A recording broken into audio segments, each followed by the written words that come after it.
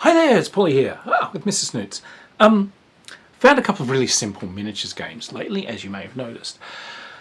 Brickskrieg. Now this comes from a page on Facebook. This is essentially like a World War II wargame designed to be played with Lego, or the counterfeit versions, often called Rego, or the Brickskrieg page actually has a link to the people who've made the rules, who actually do Lego style bricks for this as well, for making, tanks and infantry squads and machine guns. This is designed to be the simplest possible war game played with the simplest possible fun resources. Lego tanks and little Lego minifigs running around on the board. So,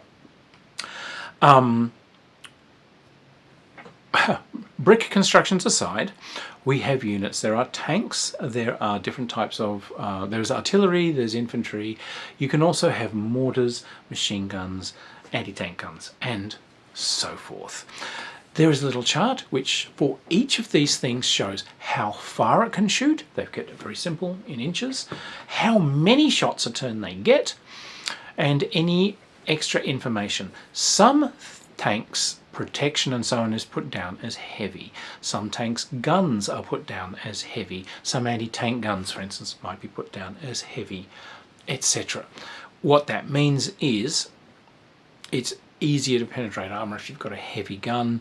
It's easier to shrug off penetration if you've got heavy armor. They've kept it simple, simple, simple, simple. What you're doing is you are outfitting little squads. You've got squads of infantry, or you form tanks into squads as well, so they are groups. These are not allowed to get outside of about 6 inches of each other. If they do, your move has to be to move back into a group. Your groups, you are taking it in turns to move groups, and you will move one group at a time. When you fire, you have different ranges for the weapons, which is just written in the charts, easy enough. You're rolling d6s to hit. You are rolling 1 dice for each shot the thing gets. But if your vehicle moved, you can only roll half as many shots as it will normally take. Your roll to hit is, your chance of hitting is different depending on the range. Roll a bunch of dice, see how many hits you get. Your target then gets a saving throw, also in d6, and if they save, then a hit does not count. Those saving throws are obviously made easier by things like being in cover. Simple, simple, simple. There is an extra stage. If it is an armoured target, you've got to roll to get through the armour, and you rolling a d6, the defender's rolling a d6, you're trying to beat him. But if you've got a heavy gun, you add 1 to it. If you've got heavy armour, you add 1 to it. If you've got light armour, you subtract 1 to it, etc. So it's that simple. This was designed to do the simplest possible thing. If you have poured an amount of damage into a squad, you are actually removing individuals from the squad, and when that's done, the squads vanish, so you can kind of put damage into an area where there is a group of figures and peel them off. Vehicles don't automatically blow up when you hit them. You have to do a little roll and see if they are damaged or if they are destroyed. If they are damaged, the crew bails out and they can run around. They are around there as little people who can still do stuff. They can also try and repair the thing and get back in. You can roll and whatever. So, hey, you have to chase those guys away. Otherwise, they put the tracks back on and can drive it off.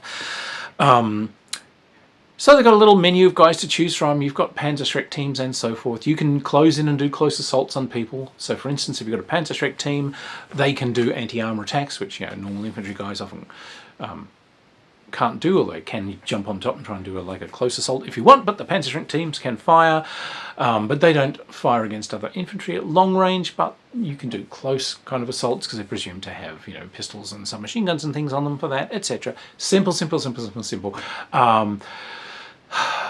Cover, of course, they've got those wonderful kind of, you know, the big Lego rectangles and squares as bases.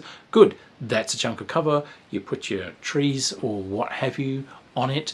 You can have roads, you can have hedges, you can have buildings. Buildings are cover, hard cover, trees. If you move into an area that is one of these cover bases, then now you count as being in cover, but you're if you've moved, as I said, you can only fire half as often and so on, and moving out of cover, it's going to halve your move to move out of the cover.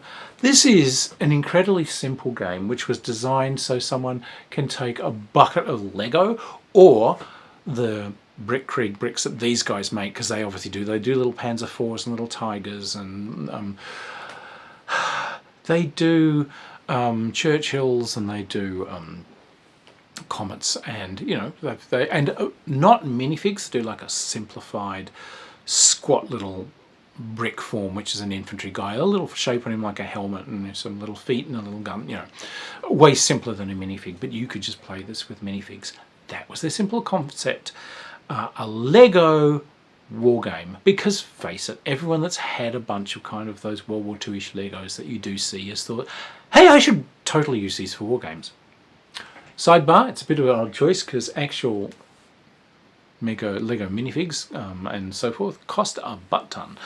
You might be better advised to use lead figures, but what the hey.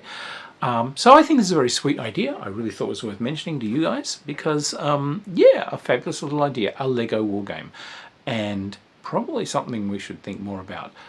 Another sidebar here is that I live with a toy collector who has an enormous collection of Lego, so whenever it turns out that we need miniatures for like a role-playing game, we tend to use Lego ones.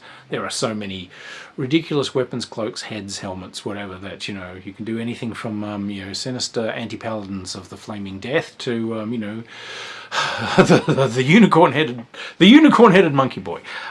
You can do it all. Anyway, cute little idea that we thought was worth mentioning to you, just as a brief little review here. Check it out. It's a Facebook page, Brickskrieg.